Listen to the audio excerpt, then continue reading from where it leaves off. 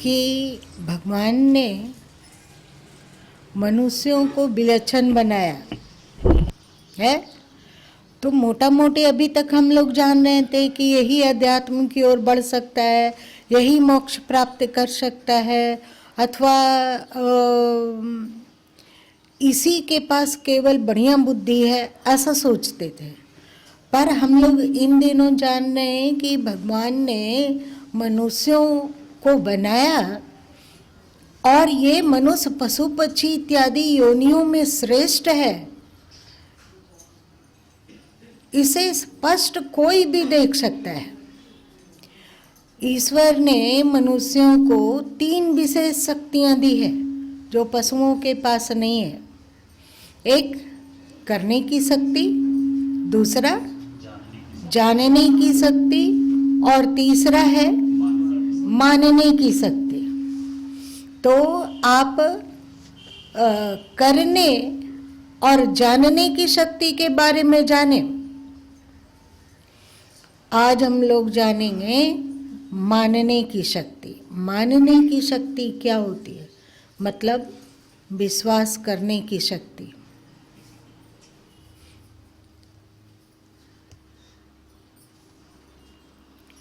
पशु लोगों में भी विश्वास है।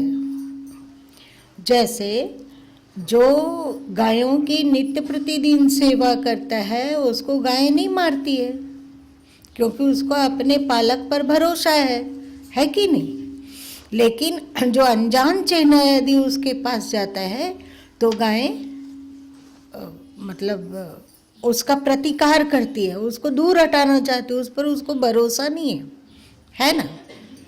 कुत्ते इत्यादि को ही देख लो तो अपने मालिक को देखकर वो उससे लाड़ लड़ाता है, प्यार करता है कुत्ता अपने मालिक लोग को, लेकिन अनजान चेहरे को देखकर भौंकने लगता है। होता है। सभी पशु लोगों के बारे में इसको देख सकते हो आप कि जितने लोग हैं वे पशु पक्षी, वे अपने स्वामी अथवा मालिक को पहचानते हैं और उस पर भरोसा करते हैं, है ना।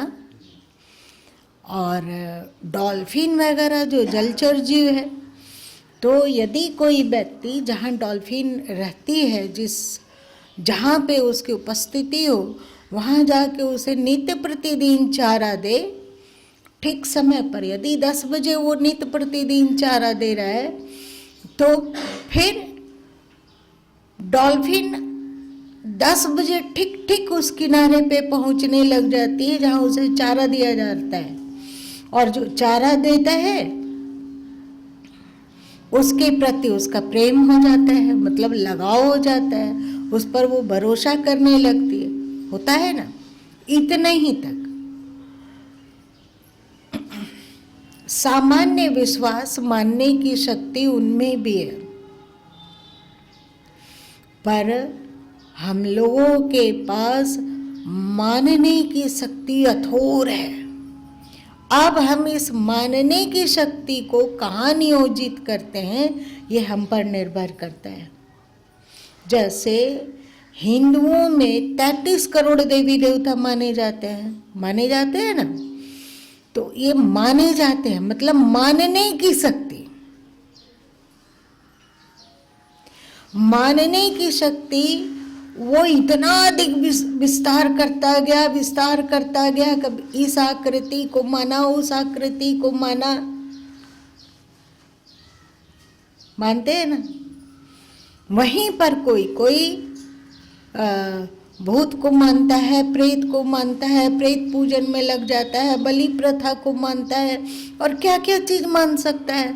मतलब मानने की शक्ति का दुरुपयोग और सदुपयोग दोनों किया जा सकता है। इस मानने की शक्ति के द्वारा हम लोग अपनी पैरों में बेड़ी भी बांध सकते हैं, और इस मानने की शक्ति के द्वारा हम अपने बंधन को छिटक भी सकते हैं, तोड़ भी सकते हैं। ठीक है। क्या पशुओं में, पक्षियों में, जलचरों में अथवा मानवेतर जो भी कहीं पर जीव जंतु धरती पर है, तो क्या वो 33 करोड़ देवी देवताओं को मान सकता है? मान सकता है। क्या वो भगवान को मान सकता है? जिसको तुम व्यापक कहते हो, क्या पशु पक्षी कीड़े मकोड़े अपने आकार स्वामी मतलब अपने मालिक को तो पशु पक्षी चलो पहचान लेता है और उसको मानने लग जाता है कि ये हमारा अहित नहीं करेंगे, ये हमारे लिए श्रेष्ठ हैं, हमसे ये प्रेम करते हैं इत्यादि इत्यादि। पर कोई भी प्राणी धरती का ईश्वर को मानने में असमर्थ है? क्या वे देवी देवता को मान सकता है? नहीं ना मान सकता, एकदम नहीं मान सकता, जानता ही नहीं है। तो क्या वो अपनी आत्मा को मान सकता है? कहीं नहीं मान सकता है। तो आप लोग बताओ कि आप लोगों में मानने की शक्ति है कि नहीं? इसका मतलब कि भगवान का ये अनुपम वरदान हम लोगों के पास है, हम लोगों को मिला हुआ है। इस मानने की शक्ति के द्वारा प्रेम का उद्भव होता है, भक्ति का उद्भव होता है। बच्चा जब बड़ा होता है और वो अपने माता पिता को देखता है तो उसको अपना शुभचिंतक मानता है कि नहीं? और मानता है तो उसे माता पिता से प्रेम हो जाता है कि नहीं होता है? छोटा में शिशु में रो रहा है बच्चा, रोता हुआ बच्चा यदि माँ की गोद में जाता है तो चुप हो जाता है। क्यों? क्योंकि उसे विश्वास है ना, विश्वास है। तो इसी मानने की शक्ति से विश्वास भी उत्पन्न होता है और प्रेम भी उत्पन्न होता है। हम लोग मानते हैं कि विवाह के उपरांत हम सुखी हो जाएंगे, मानते हैं ना? विवाह किया गया तो जिससे विवाह हुआ धीरे धीरे उस पर विश्वास होने लगता है कि वो आदमी मेरा हित नहीं करेगा अथवा वो औरत हमारा हित नहीं करेगी, होता है ना? और उसे प्रेम और विश्वास दोनों का मिलन आ जाता है वहाँ पे। उसके बाद थोड़े दिनों के बाद वो सोचता है कि बच्चे आ जाएंगे तो हम सुखी हो जाएंगे, मानता है कि नहीं? बिना माने तो नहीं बच्चे लाएगा वो धरती पर, तो बच्चों को लाता है और बच्चों को लाता है तो धीरे धीरे उस पर भरोसा होने लगता है और उससे प्रेम भी होने लगता है। हम लोग को लगता है कि धन संपदा को अर्जन कर लेने पर, मान लेते हैं कि धन संपदा अर्जन कर लेने पर हम सुखी हो जाएंगे, मानते हैं ना? तो फिर धन संपदा में प्रेम और विश्वास दोनों आता है कि नहीं आता है? प्रेम मतलब उसके प्रति लगाव, उसको जोगने के प्रति, उसकी रक्षा करने के प्रति लगाव उत्पन्न होता है, मतलब प्रेम उत्पन्न होता है। और साथ साथ में विश्वास भी उत्पन्न होता है कि जब भी कभी प्रतिकूल समय आएगा तो धन हमें बचा लेगा। ये थोड़ा कम करो। व्यक्ति भविष्य के लिए धन जोगता है। क्यों जोगता है? क्योंकि धन पर भरोसा है कि यदि किसी वक्त आड़े समय आ गया, मतलब बीमार हो गए, मान लिया बहुत बीमार हो गए और आज ना आयुष्मान योजना है, पहले तो कि आपके पास पैसा है तो आपका इलाज होगा, नहीं पैसा है तो नहीं इलाज होगा। तो इलाज के बिना मर ना जाए, इस भरोसे से वो पैसा जोगता है। ऐसा तो नहीं कि बुढ़ापा में सब साथ छोड़ दे, तो कम से कम पैसा होगा तो हम अपनी व्यवस्था, अपनी जीवन रक्षा कर सकेंगे। भरोसा है कि नहीं? तो हम मानते हैं कि भौतिक जगत को प्राप्त करके हम सुखी हो जाएंगे और इस कारण भौतिक जगत से हम लोगों को प्रेम भी होता है और उस पर भरोसा भी होता है। इस घर पे भरोसा है कि नहीं कि आप जब कड़क धूप से आएंगे तो ये अपनी छाया देगा, अथवा घनघोर बारिश होती रहेगी बाहर तो आप यहाँ पे सुरक्षित रह सकेंगे। भरोसा है ना? तो और इस घर से प्रेम है कि नहीं? तो भौतिक जगत में, भौतिक जगत को हम माने, इस कारण उस पर भरोसा भी उत्पन्न हुआ और प्रेम भी उत्पन्न हुआ। चलो, बहुत हद तक ये जो भरोसा है भौतिक जगत पर, ये पशु पक्षियों में देखा जाता है। वो भी मानता है कि ये मेरा मालिक है, ये हमारा अहित नहीं करेगा। उसको विश्वास है और भरोसा भी है और उससे प्रेम भी है ना? पर भौतिक जगत में के परे झांकने का उसके पास क्षमता नहीं है। जैसे हम लोग अपने घर से प्रेम करते हैं, बताओ कि शेर अपने मंद से प्रेम करता है कि नहीं? कौवा अपने घोंसले से प्रेम करता है कि नहीं? अपने बच्चों से, अपने जोड़े से वो भी प्रेम करता है। तो भौतिक जगत में, भौतिक जगत को वो मानता है, चाहे वो सीमित ही मानता हो, क्योंकि उसके पास मानने की क्षमता सीमित है, तो वो सीमित ही मानता है, पर मानता है। भौतिक जगत के प्रति वो उसको सीमित ही विश्वास है, पर विश्वास है ना? और भौतिक जगत के प्रति उसका प्रेम भी सीमित है, क्योंकि उसके पास सब कुछ सीमित है, इसलिए सीमित प्रेम है, पर है ना? जितना हम भौतिक जगत को अपने बुद्धि और विवेक विचार के द्वारा मान रहे हैं और इससे प्रेम कर रहे हैं और इस पर भरोसा कर रहे हैं, विश्वास कर रहे हैं, थोड़ा अल्प मात्रा में ही सही, पर पशु पक्षी इत्यादि सबके सब भौतिक जगत पर किंचित ही सही पर विश्वास करते हैं और प्रेम करते हैं। इससे परे भौतिक जगत में के परे झांकने की क्षमता धरती का कोई भी प्राणी बता दो।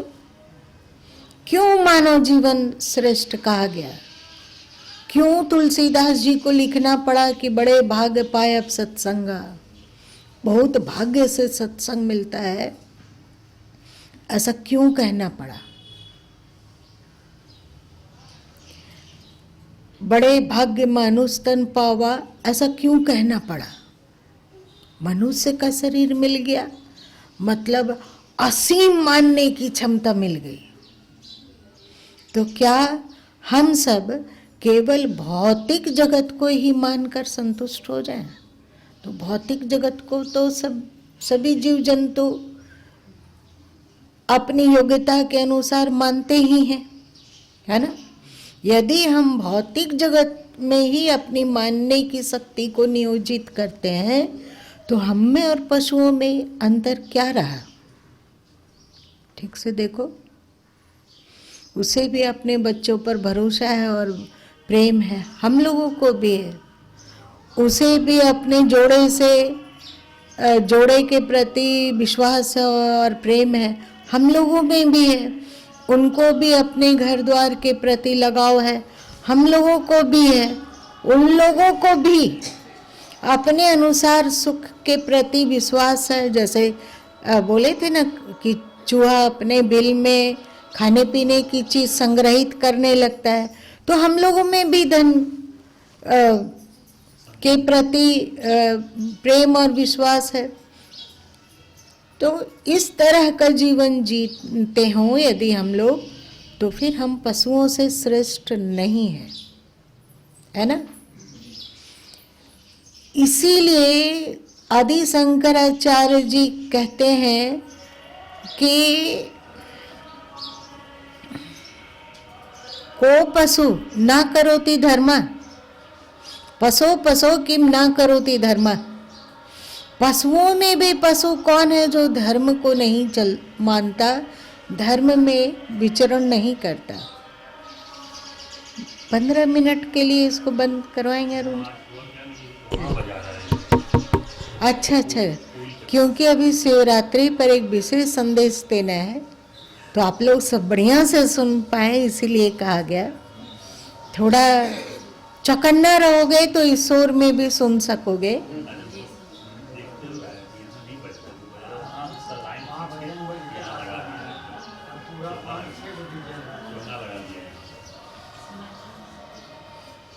चल, सबका अपना अपना भाग्य। अगर वो संदेश सुन पाता, उन लोग भी बाहर जो है उनका भी अच्छा होता, भला होता, मंगल होता। जाने दीजिए। तो मानने की शक्ति का हम लोगों ने दुरुपयोग किया, इसलिए हम लोग दुखी हैं। क्योंकि करने की शक्ति, जानने की शक्ति और मानने की शक्ति, तीनों का हम लोग दुरुपयोग किए, पर फिर भी हमारे पास अभी ये शक्ति है। तो यदि अध्यात्म से जुड़े भी भौतिक जगत के परे झांकने का प्रयत्न भी किए, तो हम विविध कल्पनाओं को मानने लग गए, विश्वास करने लग गए, और उससे हमारा लगाव भी हुआ। जैसे 33 करोड़ देवी देवता हैं, ये हमारी मान्यता है ना। हम लोग अलग तरीके का देवी देवता मानते हैं, तो यूनान में अलग तरह के देवी देवताओं के प्रति मान्यता है, तो अन्य अरब में अलग तरीके का वे लोग फरिश्ता मानते हैं।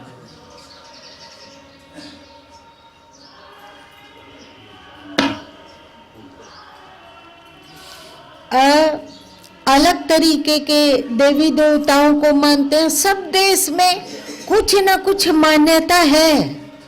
हमारी मान्यता से उसकी मान्यता में अंतर हो सकता है, पर मानने की क्षमता में अंतर नहीं है। मेरी बात समझ में आ रही है? अगर क्लिष्ट हो रहा हो तो बताओ, इसको उड़ाते हैं। सरल। उन लोगों की मान्यता कुछ अलग हो सकती है, हमारी मान्यता अलग हो सकती है, पर मानने की क्षमता अलग अलग नहीं है। वही है, हम लोग ऐसा मानते हैं, और वो जो ईसाई लोग हैं वे लोग मरियम को मानते हैं, तो अपने तरीके के देवी देवता मानते हैं। हिंदू लोग अपने तरीके से, मान्यता में भिन्नता है। हमारी मान्यता कुछ अलग है, उनकी मान्यता अलग है। आदिवासी में इलाके में जाओ तो वे लोग कुछ और मानते हैं, है ना।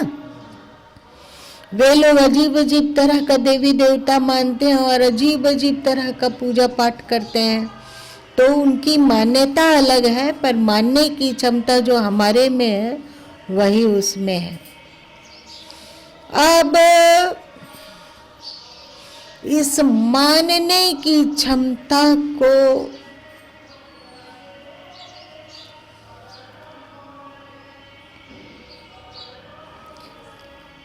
क्या कहा जाए? क्या हिंदू लोग, जिसे कि हम लोग सनातनी हैं, मतलब सनातन काल से जो धर्म चला रहा है उसको हम लोग मानने वाले हैं, तो अभी तो सनातनी चुटकी भर है या नहीं पता नहीं। ज्यादातर हिंदू पुरातनी है। पुरातनी मतलब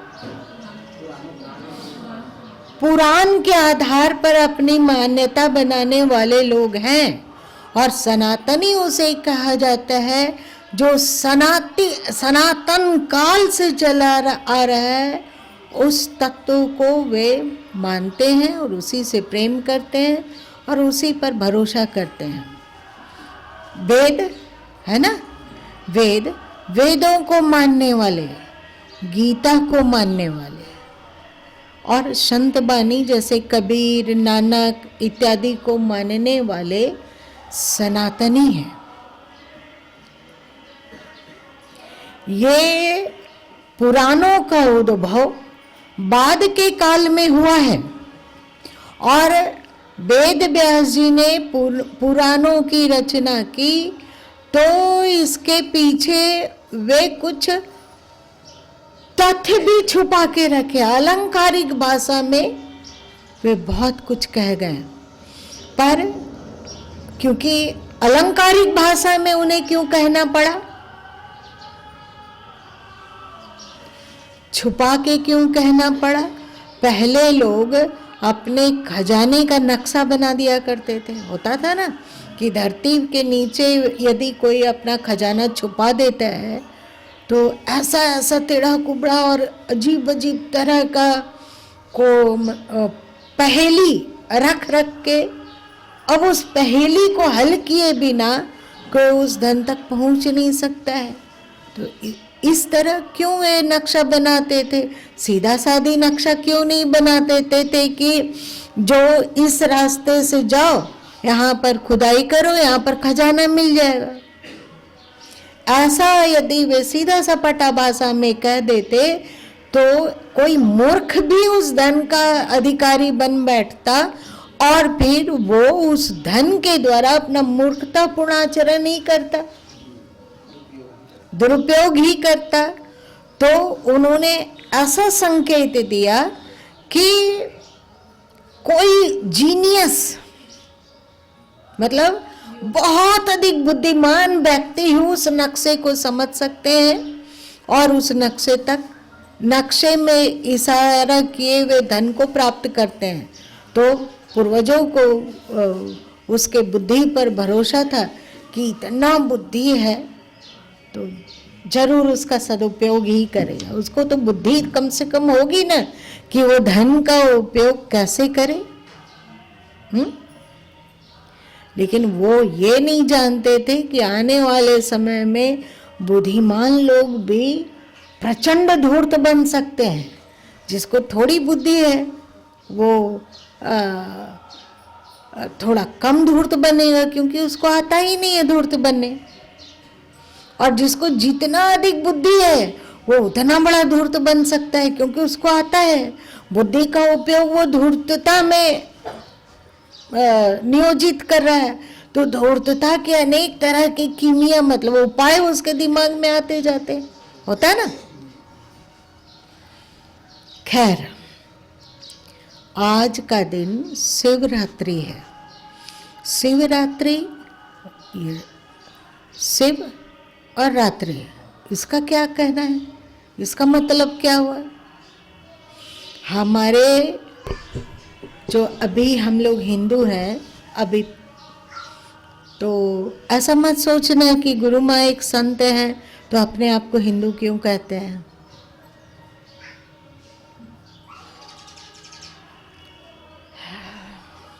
वसुदेव कुटुंबकम की भावना इसीलिए है क्योंकि हम लोग हिंदू हैं, इसलिए हिंदू अपने आप को बोलना बुरा नहीं है। हिंदू बोलते के साथ हो जाता है कि जो व्यापक प्रेम करने वाला है, जो आकाश वायु नक्षत्र सबसे प्रेम करने वाला है, सब जीव जंतु से प्रेम करता है।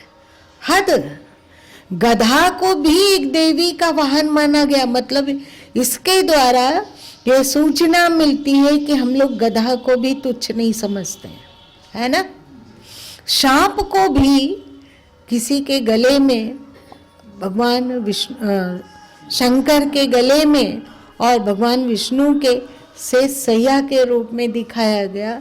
इसका मतलब है कि हम सर्प से भी प्रेम करते हैं, है ना।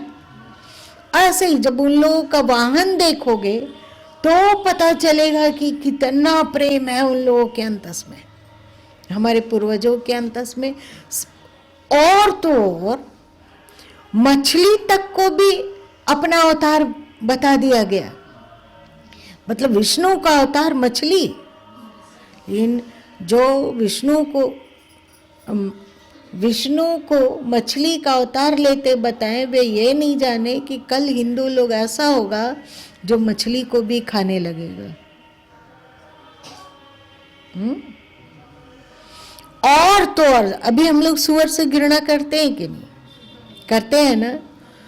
उनका एक अवतार, विष्णु का एक अवतार शुक्र अवतार है, सुअर का अवतार। मतलब सुअर से भी घृणा मत करो, वो गंदा है, कीचड़ में लिपटा हुआ है और उसके शरीर से बदबू आ रही है, फिर भी उसे घृणा नहीं करो। ये हिंदू ही केवल सोच सकता है, इसलिए अपने आप को गुरु माँ हिंदू बोले। ठीक है, अगर बोलो तो इस पर बहुत विस्तार से बोला जा सकता है, लेकिन फिर मूल बात छूट जाएगी। ये शिव और रात्रि किसका प्रतीक हो सकता है? हम लोगों ने माना कि ये शिवरात्रि इसीलिए कीमती है क्योंकि आज शिव और पार्वती का विवाह हुआ था, यही ना? शिव और पार्वती का विवाह हुआ था।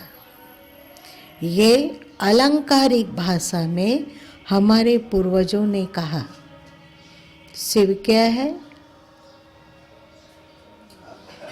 पार्वती क्या है, ये रात्रि क्या है, जानना होगा, समझना होगा। हम जो मान रहे हैं और जो अभी हम लोग जानेंगे, देखना होगा इसमें तालमेल कैसे बैठता है, बैठाना होगा। रात्रि का तात्पर्य होता है विशाल, विराट।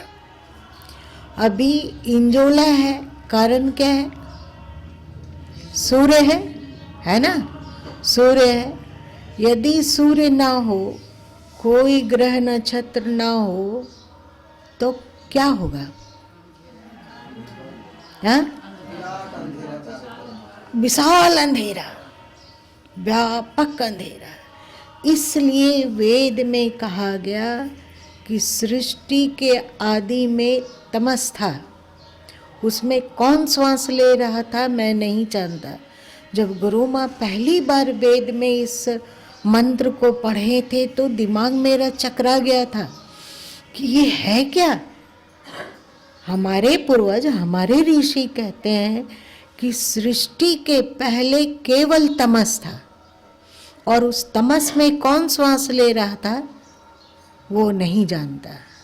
इससे दो बातें आई कि जब सृष्टि नहीं थी तो कहीं विशाल अंधेरा था, मतलब शून्यता थी, शून्यता थी, विशाल शून्यता थी, विशाल शून्यता थी। और वो शून्यता अंधेरे में डूबी हुई थी। आप लोग शंकर जी का शरीर कपूर गौरम ऐसा बोलते हो तुम लोग, लेकिन तस्वीर वगैरह में उनका जो रंग होता है वो नीला होता है। आप विष्णु जी का शरीर को देखो तो उनका रंग नीला है। पूर्वजों ने बहुत छुपा कर अजीब गूढ़ बात कही। राम जी का तस्वीर देखो तो उनका शरीर नीला है और कृष्ण जी का तस्वीर देखो तो उनका शरीर नीला है। शिव जी तो नीले हैं पर उनकी पत्नी गोरी है। एक बार ठीक से देखो, उनकी पत्नी गोरी है। राम जी तो नीले हैं पर सीता जी गोरी है। कृष्ण जी तो नीले हैं पर राधा गोरी है, अथवा रुक्मिणी जो कहो वो गोरी है। विष्णु जी तो नीले हैं पर लक्ष्मी जी गोरी है। ये क्या हुआ? एक ही खानदान में, मतलब देवी देवताओं में विष्णु जी अपने खानदान से विवाह करते तो उनकी भी पत्नी गोरी होती, नीली होती। शिव जी अपने खानदान में विवाह करते हैं तो उनकी भी पत्नी नीली होती। तो ये क्या हुआ? क्या दोनों दो चीज है, दो तत्व है? कभी आप लोगों ने सोचा? आज तक नहीं सोचा। नीला अंधकार का प्रतीक है। परम शून्यता और परम अंधकार।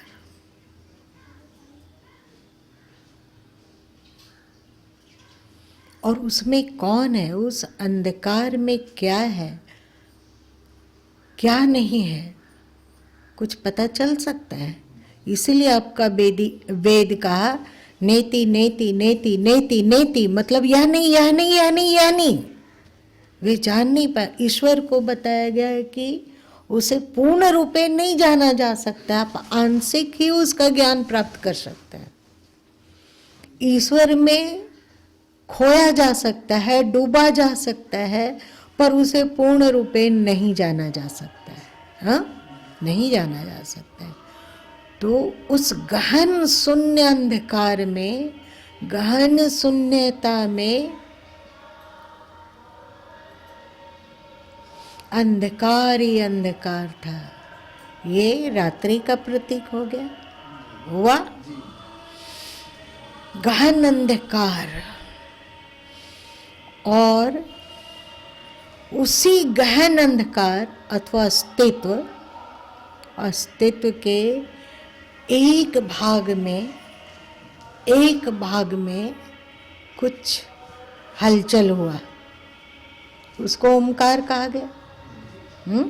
ओमकार कहा गया, ओम कहा गया। और उस हलचल में एक अजीब तरह की क्षमता थी, मतलब ऊर्जा थी, शक्ति थी, कुछ क्रिएटिव शक्ति। क्रिएटिव शक्ति मतलब निर्माण, रचना करने की क्षमता थी। और उस गहन अंधकार में उन्होंने, वो गहन अंधकार जो कि महाशिव जिसको कह सकते हो, महाशिव का के एक हिस्से में हलचल हुआ, ओंकार नाद उत्पन्न हुआ, आदि प्रणव। और वो जो हलचल वाला हिस्सा था उसने प्रकृति को एक्सेप्ट किया। अकेले परमात्मा सृष्टि नहीं कर सकते हैं, ठीक है। तो उस गहन अंधकार में जो ऊर्जा प्रस्फुटित हुई, ऊर्जा आई, वो ऊर्जा प्रकृति को स्वीकार किया। और प्रकृति में गोरा और काला दोनों है। तो प्रकृति में सूर्य है, प्रकृति में चांद है, और प्रकृति में ये जो ग्रह नक्षत्र चमचम चमचम चमकते हैं। तो पार्वती गोरी होगी कि नहीं? आप प्रकृति को लक्ष्मी कहा गया, प्रकृति को गौरी कहा गया, प्रकृति को सीता कहा गया, प्रकृति को ही रुक्मिणी कहा गया।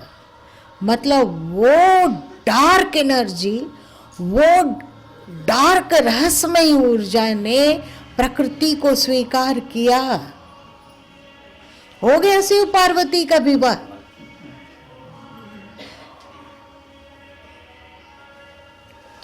और तो और एक और मजेदार बात तुम लोगों के पूर्वजों ने बतलाया, जिस पर हम लोग गौर नहीं किए। ये प्रकृति क्या ईश्वर से भिन्न है? आप लोग अर्धनारीश्वर के रूप में देखते हो ना शंकर जी को, तो ये अर्धनारीश्वर है क्या?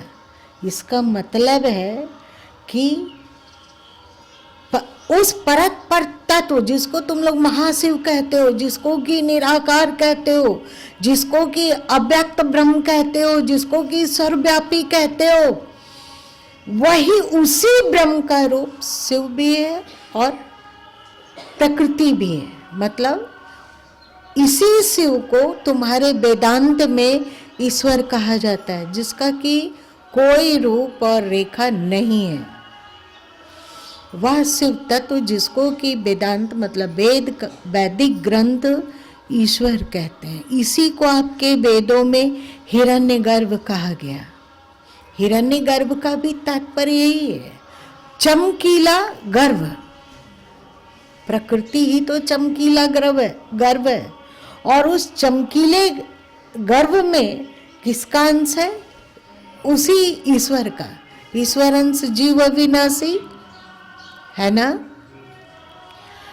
इसी को वेद हिरण्यगर्भ कहा और गीता में इसी को महेश्वर कहा गया। आप लोग सुने हैं ना कि गीता में कि उपद्रष्टा, अनुमंता, भर्ता, भोक्ता, महेश्वरा। गीता कहती है ना कि वो तत्व महाईश्वर है। उस महाईश्वर का एक हिस्सा को हम ईश्वर कहते हैं। जो परमात्मा का वह हिस्सा जो प्रकृति को स्वीकार किया उसको ईश्वर कहा जाता है। इसी को पुराणकारों ने शिव पार्वती के विवाह के रूप में निरूपण किया। हमारे पूर्वज लोग, हमारे ऋषि लोग मानते थे कि क्योंकि महाईश्वर में प्रकृति की सक्रिय नहीं है, है ना, प्रकृति सक्रिय नहीं है, तो उस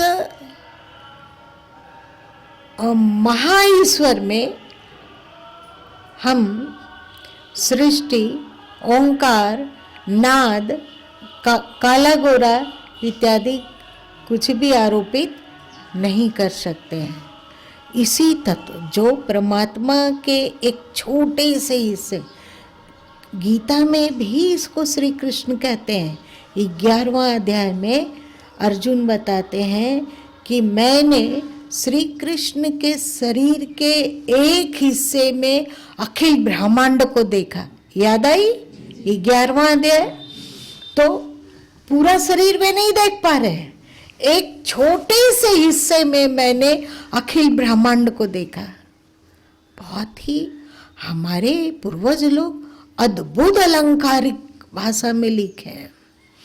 वैसे ही उस महाईश्वर के एक छोटे से हिस्से को ईश्वर कहा गया, जिसमें प्रकृति को, जिसने प्रकृति को स्वीकार किया।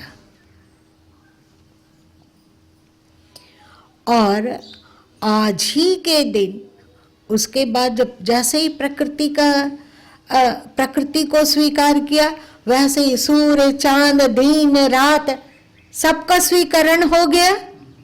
हुआ ना, सबका स्वीकरण हो गया कि हम आज,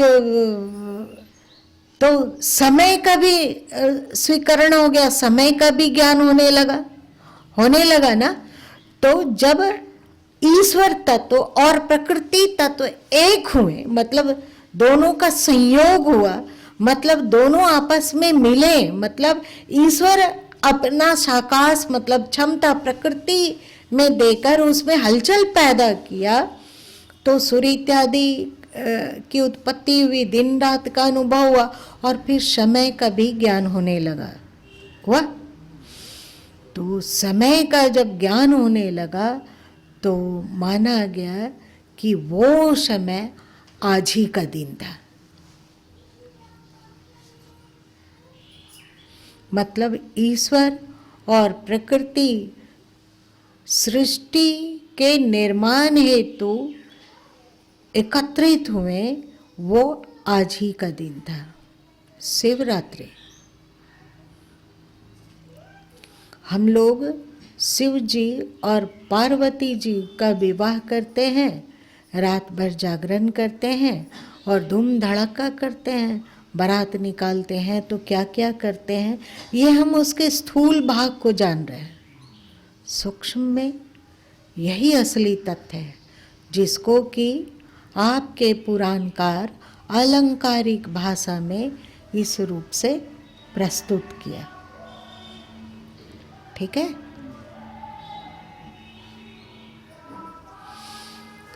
तो हमने जो मानने की शक्ति थी, उस मानने की शक्ति के द्वारा केवल स्थूल को ही पकड़ा। जो भी हम लोगों के पास मानने की शक्ति थी, तो उसके द्वारा हमने केवल स्थूल को पकड़ा। मतलब शिव जी, मतलब गले में सांप, ललाट पे चांद, जटाओं में गंगा और बागंबर का छाल, हाथ में त्रिशूल और डमरू और मस्त मौला। लेकिन ये हम लोग नहीं समझ पाए कि ये तो स्थूल अलंकार हो गया, पर इस अलंकार के पीछे कुछ हमारे ऋषि लोग कहना चाह रहे थे, इसको हम लोगों ने नहीं समझा। शिव, गले में सांप, मतलब सांप की मारकता क्षमता समाप्त हो चुकी है।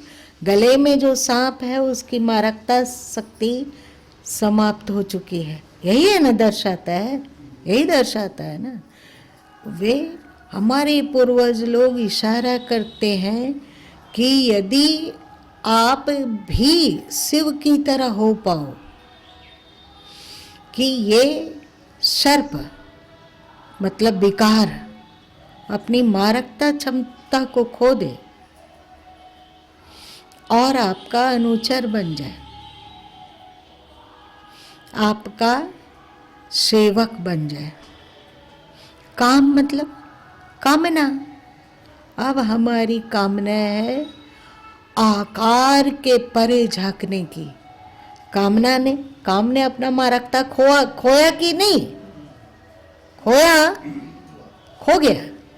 अब हमारी कामना है, एक ही कामना है कि हम आकार और नाद के परे झांक सके। जहां ईश्वर और प्रकृति का मिलन हुआ, ईश्वर के द्वारा प्रकृति में हलचल पैदा हुआ, वही नाद था ना, आदिनाद, जिसको कि आप ओम कहते हैं। इस पर गुरु माँ बोल चुके हैं ना, आदिनाद। और इसी आदिनाद के द्वारा फिर रूप की आकृति हुई, रूप का गठन हुआ, आकार का गठन हुआ, जिसको आज लोग, बहुत सारे लोग मानते हैं, अथवा तुम्हारा पुरातन शास्त्र कहता है कि आज ही के दिन शिवलिंग प्रकट हुए थे। शिवलिंग मतलब आकार। और हम लोगों ने क्या समझा कि एक इस तरह का चीज है और वो शिवलिंग है, उसमें हमें जल चढ़ाना है, उसमें हमें दूध डालना है और इत्यादि इत्यादि। चलो, आप हमारे ऋषि जो कहना चाहते थे उसका तथ्य ना समझकर उसके स्थूल भाग को समझा। अब बताइए, ये आकार शिवलिंग और ये नाद ओंकार, नाम और रूप का ही तो अखिल ब्रह्मांड में विस्तार है। यदि आप नाम और रूप मतलब ध्वनि और आकार दोनों को हटा दें तो फिर क्या रहेगा? केवल वो महाशिव जिसको कि अव्यक्त, अगोचर, परमात्मा इत्यादि कहा गया।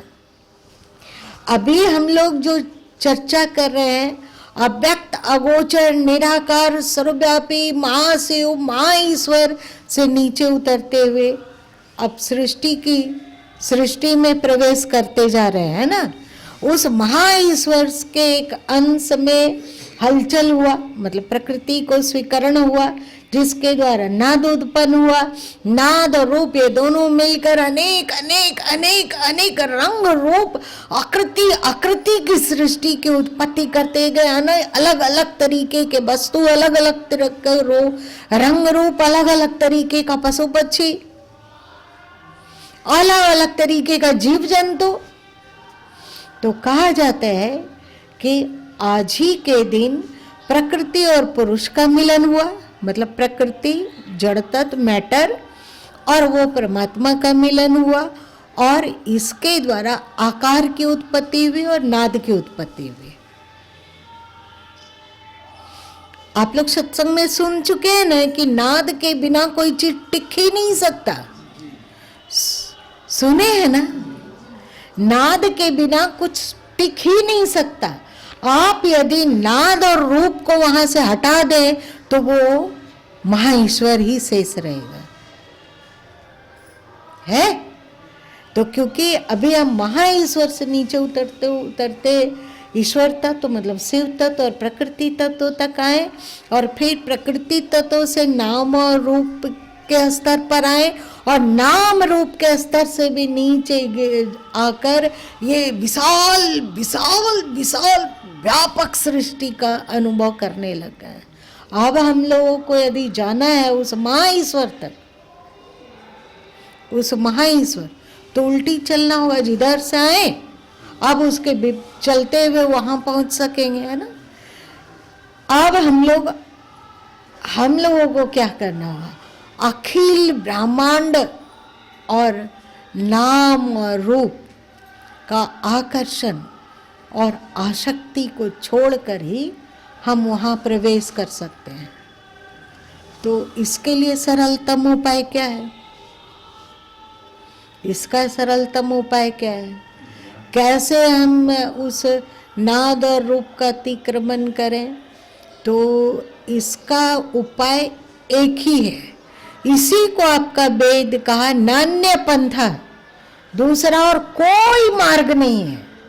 जो कहते हैं कि भिन्न भिन्न इधर भी गए हूँ, उस रास्ते जा सकते हैं, नहीं, एक ही रास्ता है। वो है अपने बाहर से भीतर आना।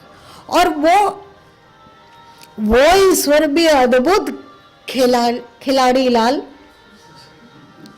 कि आकार और नाद के बीच में वे स्वयं गुप्त रूप से अवस्थित हैं। तभी जीव जगत श्वास ले पा रहा है, तभी पाचन क्रिया हो रही है, तभी पलक झपक रहा है। इसी को श्री कृष्ण ने कहा ना, अहम आत्मा कहा ना, मतलब वही महाईश्वर हमारे भीतर आत्मा के रूप से है। तो अब आत्मा तक पहुंचेंगे। अगर आत्मा में पहुंच गए तो हम उस महाईश्वर तक पहुंच गए। तब दिखलाया गया शिव को ध्यान में निमग्न है। उन्होंने इशारा किया कि अब ध्यान का अभ्यास करो। ध्यान का अभ्यास कैसे करें? आंखों को खोल के भी ध्यान किया जा सकता है, परंतु अच्छा ध्यान है कि व्यक्ति ना आंखों को खोले ना बंद करे। उनकी आंखों को देखोगे शिव जी की तो थोड़ी सी खुली है। यदि आप आंखों को खोलते हैं तो आकार और नाद में गुम हो सकते हैं, ना। और यदि आंखों को बंद करते हैं तो आप नींद में गुम हो सकते हैं, है ना। तो शिव जी की आकृति से दिखलाया गया, वे अपनी आंखों को यहाँ टिकाए हुए हैं थोड़ी सी। इसको आमा ध्यान कहते हैं। इसमें आकार में गुम होने का भी खतरा कम है और नींद में गुम होने का भी खतरा कम है। ध्यान। और शिव जी को योगी कहा गया, महायोगी, है ना।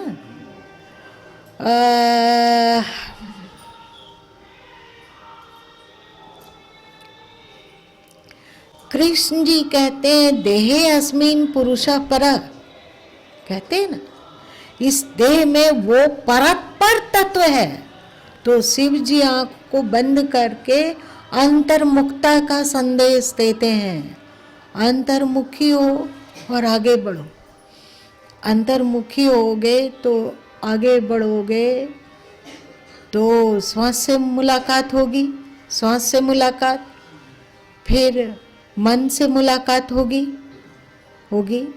बुद्धि से मुलाकात होगी, अहंकार से मुलाकात होगी। मन बुद्धि इत्यादि को परे छोड़कर आगे बढ़ने पर जहाँ जाओगे वहाँ परम शून्यता होगी। मन को हम पीछे छोड़ दें, मन मतलब क्या? संकल्प विकल्प विचार। यदि मन पीछे छूट गया तो संकल्प विकल्प कैसे रहेगा? और जब संकल्प विकल्प नहीं होगा तो वहां क्या मुखरित होगा? शून्य। शून्य होगा ना, शून्य हो गया। अब उस शून्यता में गहनता से उतरते उतरते एक ऐसी भी स्थिति है जहाँ ना विचार है, ना कोई आकार है, ना कोई नाद है, ना वहाँ अंधकार है, ना वहाँ प्रकाश है, केवल परम चुप्पी है, परम शून्यता। अब उस शून्यता में ठहरने की कला को जाना गया। बुद्ध ने मोक्ष को निर्वाण की कहा। इसका मतलब क्या होता है? दिया का बुझ जाना। समझो, निर्वाण का तात्पर्य दिया का बुझ जाना, मतलब परम शून्यता, ना जहाँ ज्ञान है ना जहाँ ज्ञान है। शून्यता में ज्ञान को भी बुद्धि की आवश्यकता होगी, है? तो ना वहाँ ज्ञान है ना वहाँ ज्ञान है, बुद्धि से भी आप परे हो गए। परम शून्यता जो कि आपकी आत्मा है, उसमें अवस्थित हुए तो आप महाईश्वर में भी अवस्थित हो गए। ये आपको शिवरात्रि के माध्यम से उपदेश करके बतलाया गया। मानने की शक्ति के द्वारा हम आकार और नाद में उलझें। अब इसी मानने की क्षमता के द्वारा हम आकार और रूप से परे पहुंचने की मान्यता करेंगे। नाद और रूप सृष्टि है और नाद और रूप से परे जो है वो महाईश्वर है अथवा महाशिव है। नाम के फेरे में मत पड़ो, उसी को कोई महाविष्णु कहता है ना? नाम अलग अलग है पर अस्तित्व वो एक ही है। उस प्रकृति और ईश्वर का नाम पुराणकारों ने कहीं पे शिव और पार्वती लिखा, कहीं पे विष्णु और लक्ष्मी लिखा। जिस अलग अलग नाम और रूप है, नाम और रूप को तो हमें पीछे छोड़ना है। जैसे जैसे आप अपने अस्तित्व जो परम मौन है, जो परम चुप है, वहाँ पहुँच सके तो समझो कि आप महाईश्वर में पहुँच जाएंगे। कभी कभी 2-3 दिन पहले गुरु माँ के अंदर में ये विचार उठ रहा था, जिसकी न चर्चा किया गया और न जिसे फिर आगे बढ़ने दिया गया, वहीं ठप हो गया। वो विचार था कि क्या गुरु माँ को इन शिष्यों में से, जितने भी शिष्यगण हैं, उनमें से 5 योग्य शिष्य को वो गुप्त से भी अति गुप्त विधि बताई जा सकती है, जिसके द्वारा वो अंतर्मुखी होते हुए उस मौन अस्तित्व तक पहुंच सके, सरलता पूर्वक, बहुत सारा भटकन छोड़कर। और जैसे जैसे लोगों में योग्यता आती जाएगी, आगे धीरे धीरे करके अन्य शिष्यों में भी उस ज्ञान को जो योग्य होता जाएगा, उसको उस ज्ञान से ज्ञानवान किया जा सकता है। एक मार्ग का निरूपण। कभी कभी लगता है कि यदि गुरु माँ, हो सकता है कि धरती पर उस ज्ञान को बताने वाले बहुत बहुत बहुत सारे संत महात्मा हों, लेकिन यहाँ तो गुरु माँ इसको बता सकते हैं। तो ऐसा तो नहीं कि गुरु माँ बिना बताए इस चोले को छोड़कर उड़ जाए। तो इधर के क्षेत्र के लोग तो उस अनमोल और दुर्लभ और गुप्त और महागुप्त ज्ञान से वंचित हो जाएंगे। बहुत सोचा गया, क्या ऐसा किया जाए, क्या ऐसा किया जाए, क्या 5 लोगों का चयन किया जाए जिसे कि ये विधि बता दी जाए और जिससे कि वो धीरे धीरे जो गुरु माँ का अनुभव है, वो उस ज्ञान, उस अनुभव को उपलब्ध हो जाए, उस स्थिति को उपलब्ध हो सके, उस अस्तित्व में विलय। लेकिन कुछ नहीं समझ में आया, इसीलिए गुरु माँ मौन रहे, इसकी चर्चा नहीं की। पर अंतर्मुक्ता का मार्ग क्या है? श्वासों को देखना, विचारों को देखना। इस अंतर्मुक्ता के मार्ग के अतिरिक्त भी एक सुप्रीम मार्ग है, जो गीता में भी, वेदों में भी और संत वाणियों में भी आया, पर खुलकर नहीं, मतलब उसको गोल मोल करके कहा गया, जिससे अनधिकारी लोगों के हाथों में ना चला जाए ये साधन पद्धति।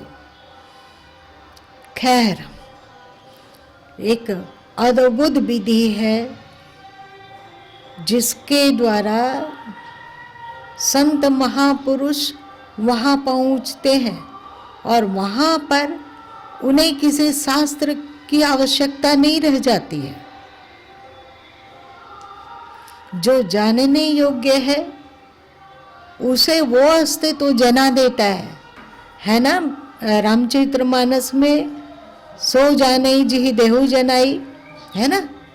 तो शास्त्रों के द्वारा ईश्वर नहीं जनाते हैं, उसके भीतर ज्ञान का प्रस्फुटन करके जानने योग्य को जना देते हैं, है ना। इसी को गीता में श्री कृष्ण कहते हैं, ददामि बुद्धि योगम ते। ज्ञान की समझ मैं दे देता हूँ, ज्ञान की समझ मैं दे देता हूँ। तो ये ज्ञान की समझ हम लोगों के भीतर भी प्रस्फुटित हो, कैसे?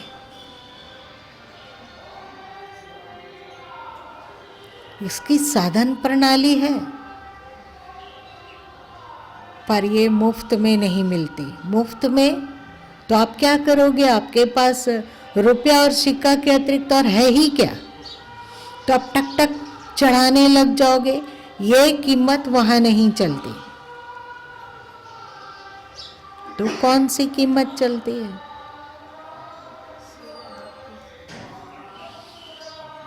जो भी हो,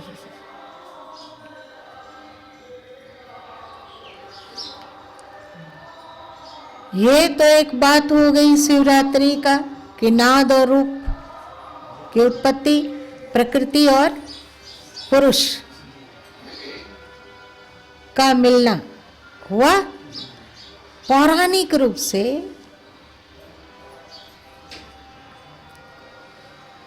आज के दिन भगवान शंकर,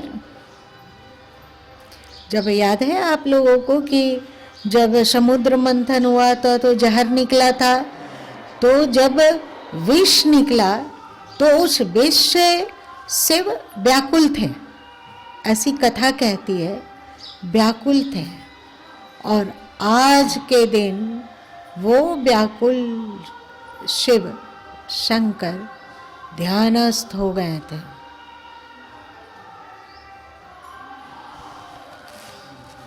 कंठ में विष रह गया था, टिक गया था, और इस तरह वे अंतर्मुखी हो गए थे कि उन पर विष का प्रभाव नहीं पड़ता था।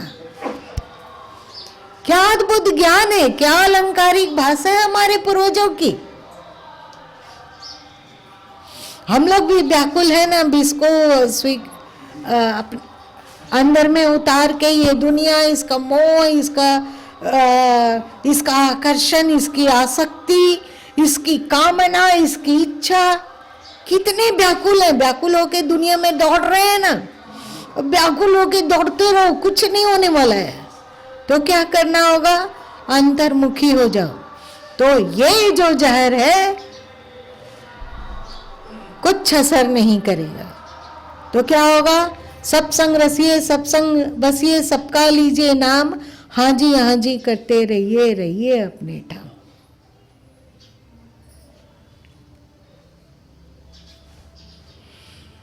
आज के दिन वे ध्यान मग्न हुए। इसका ये अलंकारिक भाषा में कहा गया। कहाँ कब पिए विष, शंकर जी का जो कहानी है, कब वे पिए, समुद्र मंथन हुआ तब विष पिए थे, और आज तक वो व्याकुल होके छटपटाते रहे हैं, यहाँ वहाँ यत्र तत्र भाग दौड़ करते रहे, और जब एकदम व्याकुल हो गए, पराकाष्ठा लागने लग गई, तो एक जगह बैठकर वे ध्यान मग्न हो गए, और जब ध्यान का अभ्यास करने लग गए, ध्यान मग्न हुए, तो जहर अपनी मारकता खो दी। अब उनको कष्ट पहुंचाने अथवा अपना असर दिखलाने में असक्षम। आज का दिन, इसलिए आज के दिन योगी लोग जो होते हैं वे रात्रि में जब जागरण करते हैं तो ध्यान करते हैं, कोशिश करते हैं कि ध्यान अभ्यास को बढ़ाओ बढ़ाओ बढ़ाओ, जिससे हम लोगों के भीतर जो जहर उतरा हुआ है वो अपनी मारकता को खो दे। रहने देना, संसार के प्रति प्रेम बुरा थोड़ी है क्या? उसी का तो रूप है संसार के रूप में, पर उसमें जो आसक्ति है, उसमें जो अजीब तरह का चिमकाव है, ये मेरा है और मेरा ही बना रहे, ऐसा हम लोग सोचते हैं ना। ये हम लोगों को प्रताड़ित ही तो कर रहा है विचार ना, ये शरीर मेरा है, ये शरीर सुरक्षित रहे, ये मेरा परिवार है, ये मेरा बना रहे, ये मेरा रुपया पैसा है, ये मेरा बना रहे, ये मेरा घर मकान है, ये मेरा बना रहे। कितना दुखी करता है ये। तो ये मारकता समाप्त हो जाए। धन कमाना है, कमाए हो, चलेगा। ध्यान, ध्यान, जहर को पचाना चाहते हो तो ध्यान करो। और एक कथा कहती है कि आज ही के दिन जब भगवान नारायण के चरण कमलों से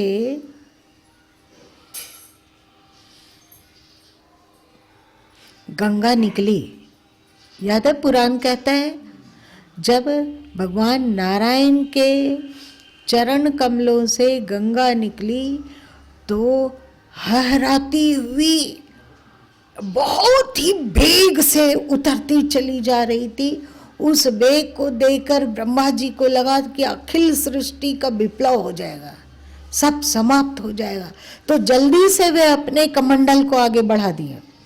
जाके देखो ऊपर जो बालकनी है, वहाँ पर सदगुरु कबीर साहब इस बात को कहे हैं, उसको चित्रण किया गया है कि भगवान नारायण के चरण कमल से, अंगूठे से गंगा निकलती है, ब्रह्मा जी उसे अपने कमंडल में लोकते हैं और वहाँ से भी प्रवाहित होकर शिव के पास आती है और शिव के जटाओं में बसती है और वहाँ से फिर नीचे उतरती है। क्या मतलब हुआ इसका? भगवान नारायण के चरण कमलों से कौन सी गंगा निकली? बाहर की गंगा बहुत कीमती है, ये हमारे पौराणिक ग्रंथों की मान्यता है, क्योंकि ये हमारे संस्कृति का हिस्सा है, इसलिए वो नमनीय है, आदर के योग्य है। पर भगवान नारायण के चरण कमलों से जो गंगा निकली वो कुछ और ही था, जिसको कि सदगुरु कबीर साहब बीजक के संभवतः 114वां या 115वें शब्द में कहते हैं, विष्णु माया उत्पत्ति क्यों ये उर्ले व्यवहार हो। विष्णु ने माया मतलब ममता मतलब भक्ति को उत्पन्न किया, उनके चरणों से भक्ति की गंगा निकली और वो हैराती हुई सृष्टि पर आ रही थी। यदि गंगा धरती पर, वो भक्ति की गंगा पूरे संसार में फैल जाती तो ये सृष्टि रहता ही नहीं, क्योंकि जितने भी मानव थे, जितने भी प्राणीगण थे, सब उस भक्ति में निमग्न हो जाते और मुक्त होते जाते हैं। समझे? तो वो गंगा ऐसे ना निकले, योग्य लोग ही मुक्त हो। ब्रह्मा जी ने अपना कमंडल आगे किया, अपने अंतस को आगे कर दिया, और वहां से उसका बेग को सौम्य बनाने के लिए शिव जी ने उसे अपनी जटाओं में समेट लिया। और वहां से जो गंगा नीचे उतरी वो सौम्य थी। अधिकारी लोग इस गंगा में डुबकी लगाकर मुक्त होते गए, पर जो अनाधिकारी थे वे इस गंगा को जान भी नहीं पाए। भक्ति उस महाईश्वर की भक्ति, उस महाईश्वर, उस महाशिव की भक्ति, उस महाविष्णु की भक्ति। महाकार नहीं, याद रखना, नाद और रूप को छोड़े बिना वहाँ प्रवेश नहीं हो सकता है। तो नाद रूप की भक्ति से परे होकर नाद रूप से जो परे ईश्वर तत्व है, परमात्मा तत्व है, उसकी भक्ति करनी होगी। बात समझे? और जब हम उस परत पर तत्व, जहाँ नाद और रूप समाप्त हो गया है बहुत पहले ही, उस परत पर तत्व की भक्ति करते हैं तो उस परत पर तत्व में हम खो जाते हैं, मतलब मुक्त हो जाते हैं। मतलब लाली देखन मैं गई, मैं भी हो गई लाल हो जाता है। तो ये है गंगा अवतरण की कथा जो आज से जुड़ी हुई है। अब कुल मिला के आप लोग जान गए मानने की बात जो कि ईश्वर ने आप सबों को दिया, और शिवरात्रि का अर्थ मतलब महत्व, और शिवरात्रि का वास्तविक रूप जो अलंकारिक भाषा में हमारे पूर्वजों ने कहा।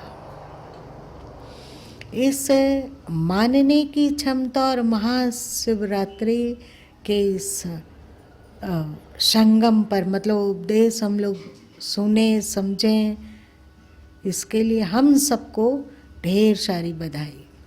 भगवान ने ये ज्ञान दिया, समझ दी, धीरे धीरे जो कहा गया उस ओर बढ़ो।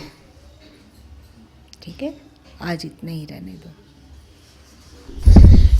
यहाँ तो बहुत सारे लोग नहीं समझ पाए कि सब समझ गए।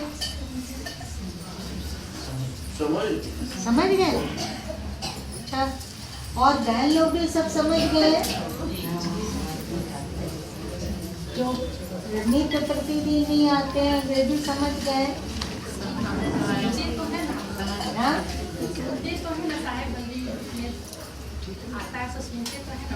तो फिर समझ गए। हाँ, ये साहब बंदगी चलाने वाले लोग को भी ढेर ढेर बधाई। वो सर तुमको भी बधाई।